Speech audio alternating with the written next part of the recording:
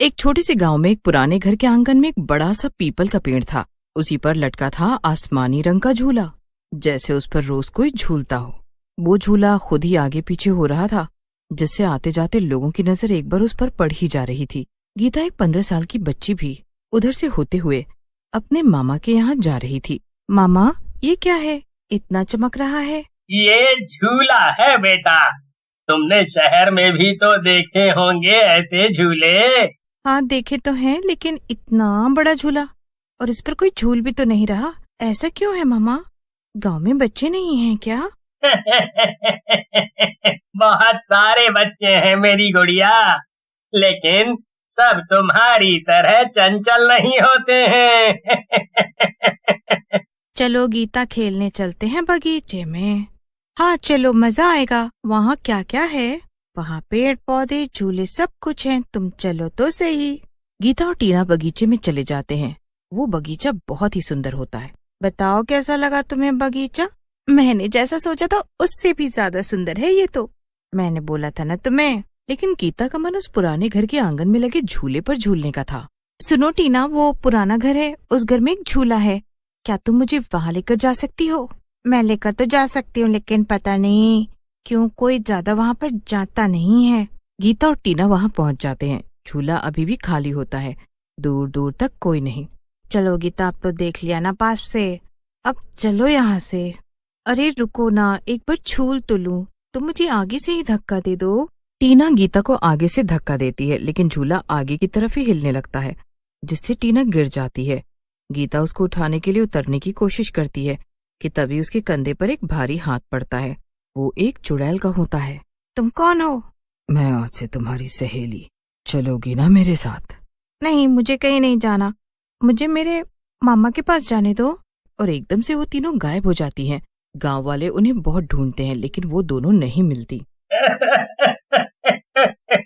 ना जाने कहाँ चली गई मेरी बच्ची। इस बात को 3 साल हो जाते हैं और बस पीपल का एक पेड़ और झूला वहाँ होता है। एक दिन डॉक्टर शेखर वर्मा एक परमाणु वैज्ञानिक होते हैं। बहुत केमिकल्स का काम कर लिया, अब गांव जाता हूँ, वहाँ आराम से प्रकृति के साथ बाकी का जीवन गुजारना है। काम करते करते वो थक चुके होते हैं, तो उन्होंने रिटायरमेंट ले लिया होता है। अपने परिवार, पत्नी अदिति और बेटे वेद के साथ वो इस छोटे वीरान गांव में शिफ्ट हो जाते हैं। ये कैसी जगह हम रहने आ गए, मुझे नहीं रहना यहाँ। ये झूला सच में आगे की ओर झूल रहा है, जबकि हवा तो पीछे से आ रही थी। ये गुरुत्वाकर्षण के नियमों के खिलाफ है। गांव के पुजारी पंडित चंदन, जिन्होंने शेखर को यहाँ आते देखा था, वो उनके पास गए और उन्होंने उन्हें चेताया। आप लोग यहाँ नए मालूम पड़ते हैं, मैं बस यही बोलूँगा कि उस झूले से दूर रहो, वो तुम्हारे समय का नहीं है, और जो भी उस पर बैठता है वो इस समय का नहीं रह जाता। अंधविश्वास, यही सब तो देखने मैं यहाँ आया हूँ, और इन्हें मुझे इसी से दूर रखना है। कुछ दिन वेद ने झूले पर जाने की कोशिश की, लेकिन कोई न कोई उसको रोक लेता था। लेकिन एक रात बारिश हो रही थी, बिजली कड़क रही थी। वेद अपने कमरे से गायब था। शेखर और अदिति ने सारा गांव छान मारा। आखिर में उन्हें वही झूला दिखा और झूले पर वेद झूल रहा था। लेकिन जैसे ही वे पास पहुंचे, वो गायब हो गया। वेद कहाँ है? इतनी तेज बारिश हो रही है और इतनी रात में वो कहाँ चला गया होगा? मुझे नहीं पता, अभी तो यहीं पर था। वो जाएगा कहाँ? एक तो ये अनजान जगह, ऊपर से इतनी बारिश, मेरा बच्चा जाने कहाँ है?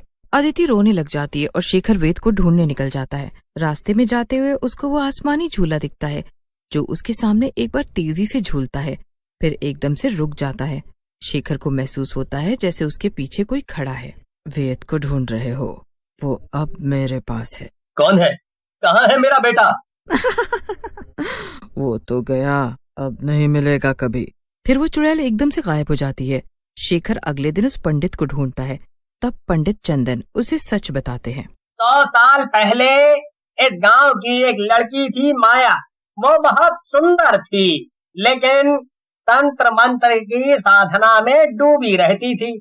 जब गांव वालों ने उसे जिंदा जलाने की कोशिश की, उसने अंतिम समय में श्राप दिया, मैं लौटूंगी, समय से बाहर होकर, इस झूले से होकर, और तुम्हारे बच्चों को अपना बनाऊंगी। उस दिन से हर तीसरे साल गांव का एक बच्चा इस झूले से गायब हो जाता है और कभी लौटता नहीं। शेखर ने पंडित की बात सुन ली, लेकिन मानी नहीं। अब 3 साल बीत चुके होते हैं। शेखर और अदिति अब टूट चुके थे। लेकिन 3 साल बाद एक रात दरवाजे पर दस्तक हुई। मैं हूँ माँ, आपका वेद, मैं वापस आ गया। अदिति उसको गले से लगा लेती है, लेकिन अब वेद पहले जैसा नहीं था। कुछ बदला था और वो धीरे धीरे बोलता था, जैसे कोई और उसकी जबान से बोल रहा हो। माँ, मैं वापस आ गया हूँ, लेकिन अब मैं अकेला नहीं हूँ। रात को अदिति ने देखा वेद अंधेरे में झूले की दिशा में जा रहा था। वो पीछे पीछे गई। वहां एक औरत खड़ी थी, सफेद कपड़ों में। अदिति बेहोश हो गई। शेखर ने तय किया कि वो इस शैतानी टाइम लूप को तोड़ेगा। उसने अपने वैज्ञानिक ज्ञान का प्रयोग करते हुए झूले के आसपास एक चुंबकीय एनर्जी फील्ड तैयार किया। लेकिन एक समस्या थी, उसे झूले पर खुद झूलना होगा। शेखर ने झूले पर बैठते ही आंखें बंद कर ली।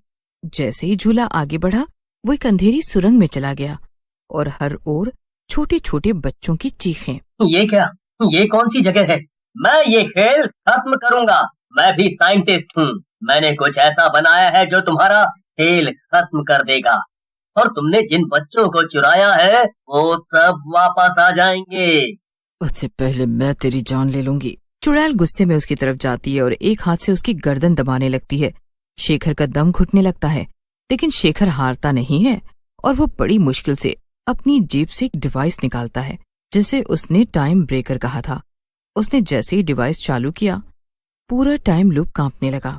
नहीं नहीं, वो चिल्लाई, अगर तुमने इसे तोड़ा तो मैं हमेशा के लिए बंद जाऊंगी। तुम ऐसा नहीं कर सकते। घर जाओ बेटा, तुम सब अब आजाद हो। और पापा आप? मैं अभी थोड़ी देर में आ जाऊंगा। मुझे एक काम करना है।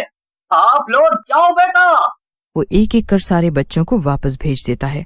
उनके माता पिता अपने बच्चों को देखकर खुशी से रोने लग जाते हैं, लेकिन बच्चे जैसे गए थे वैसे ही वापस आए होते हैं। मैं ये डिवाइस ले गया तो मैं बहुत ही नामी बन जाऊंगा, लेकिन अगर मैं इसको लेकर गया तो सारे बच्चे फिर यहीं आ जाएंगे। शेखर बहुत सोचने के बाद उस डिवाइस को वहीं पर रखकर उस झूले पर बैठ जाता है और वापस आ जाता है। उसके बाद तेज रोशनी और एक विस्फोट के साथ सब कुछ शांत हो जाता है।